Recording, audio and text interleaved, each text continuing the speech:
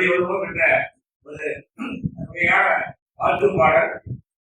இந்த 4வது கலை இலக்கிய பற்றிய வருகின்ற சகோதரர்களே சகோதரிகளே, சிறப்பு விருந்தினராக இருக்கின்ற திருமதி அனுராதா சித்திராமன் அவர்களே, முத்துக்குமார் அவர்களே, உங்கள் அனைவரையும் இந்த மார்கழி 20 நாள் மார்கழி வாழ்த்துக்களை தெரிவிப்பதிலே மிக்க மகிழ்ச்சி அடைகிறேன்.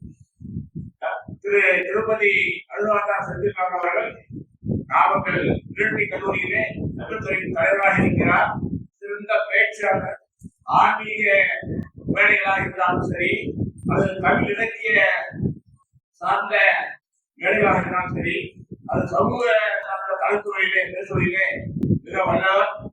அவர் இறைத்தம் என்ற ஒரு அருமையான தலைப்பிலே பேச இருக்கிறார்.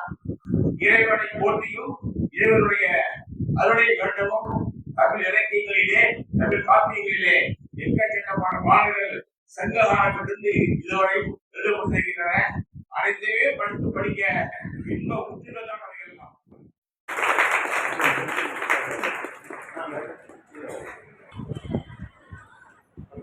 இன்று நான் உங்கள் முன்னே உரையாற்ற இருக்கக்கூடிய தலைப்பு இறை தமிழ் இன்பம். இறை என்றால் இறைவன். இறைவன் யார்? கடவுள் யார்? கடவுள் சிகப்பாக இருப்பாரா, கருப்பாக இருப்பாரா, ஒல்லியாக இருப்பாரா, குண்டாக இருப்பாரா, நெட்டையாக இருப்பாரா அல்லது குட்டையாக இருப்பாரா? யாருக்கு தெரியும்? கடவுளை நீங்கள் பார்த்ததுண்டா? நான் பார்த்ததுண்டா?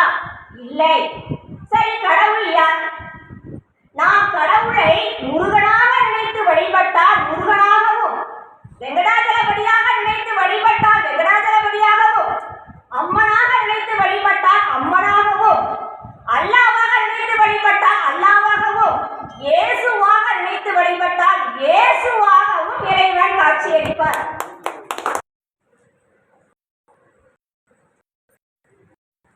அந்த குழுக்களில் உடைய தலைவர்கள் அவர்களை காப்பாற்றுகின்றார்கள். அவர்கள் இறக்கும் பொழுது அவர்களுக்கு நன்றி கடனாக நடுகள் நட்டு அவர்களை வழிபடுகிறார். இப்படித்தான் தமிழர்களுடைய வழிபாடு ஆரம்பித்தது. அதுக்கப்புறம் பார்த்திங்கன்னா சிந்துவெளி நாகரிகத்தில் பார்த்து நிறைய முத்திரைகள் கிடைத்திருக்கின்றன. அதெல்லாம் பார்த்திங்கன்னா அங்கே தான் நம்முடைய யோகி, நம்முடைய சிவன் அங்கு வருகின்றார். யோகியினுடைய முத்திரையில் காண்கின்றோம். அதே போல் பார்த்திங்கன்னா அங்கே தாய் வழிபாடு, அதாவது பெண்கள் வழிபாடு அங்கே அந்த முத்திரையில் இருக்கின்றது. அங்கே தான் ஆரம்பிக்கின்றது. நாம் இன்று வழிபட்டு கொண்டிருக்கின்ற அனைத்து விதமான பெண் தெய்வங்கள், சக்தி, மாரியம்மன், காளியம்மன் அனைத்துமே அங்கே சிந்துவெளி நாகரிகத்திலிருந்து ஆரம்பிக்கின்றது, தாய் வழிபாடு என்று. அதுபோல் விலங்குகளினுடைய வழிபாடு அங்கே ஆரம்பிக்கின்றது.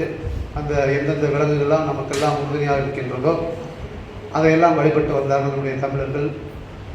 பிறகு அந்த இயற்கை நமக்கு மழையை தருகின்றது. அந்த மழை பொழிவதற்கு காரணமான மரங்களை வழிபட்டார்கள். அந்த மலைகள் இருக்கின்ற மலைகளை வழிபட்டார்கள். இப்படி இயற்கை சார்ந்து, அறிவு சார்ந்து நம்முடைய தமிழர்கள் வழிபட்டார்கள். சிந்துவெளி நாகரிகத்திலே அதற்குண்டான ஆதாரங்கள் அதில் இருக்கின்ற அறிவியல் பூர்வமான ஆதாரங்கள் இருக்கின்றது. அதை நம்முடைய IAS அதிகாரி அவர்கள் ஒரு பெரிய புத்தகத்திலே வெளியிட்டுள்ளார்கள். அதனுடைய எச்சம், அதனுடைய தொடர்பு நம்முடைய கீழடியில் இருக்கின்றது என்பதை நாம் அறிகின்றோம். நான் கூட ஒரு மாதத்துக்கு முன்பாக கீழடிக்கு சென்றிருந்தேன்.